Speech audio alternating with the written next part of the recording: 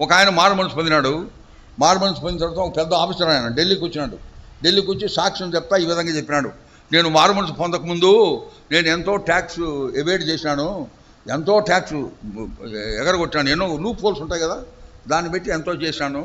ఇప్పుడు I was convicted అని చెప్పేసి చార్టెడ్ అకౌంటెంట్ దగ్గర పోయి ఈ రీకాస్ట్ ఈజ్ హోల్ అకౌంట్స్ అన్ని ఫ్యూ ఇయర్స్ అన్ని క్యాల్కులేట్ చేసి ఎంతో ట్యాక్స్ పే చేసినాడంట. దట్ ఈజ్ ద రియల్ పౌరుడు. ఏమండి మీరేమన్నా చేశారు అట్లా? చీటింగ్ చేసినారు గవర్నమెంట్ని రకరకాలుగా. There are so many ways where you cheat. మనం అనుకుంటాము అది మామూలే కదా అనుకుంటాం.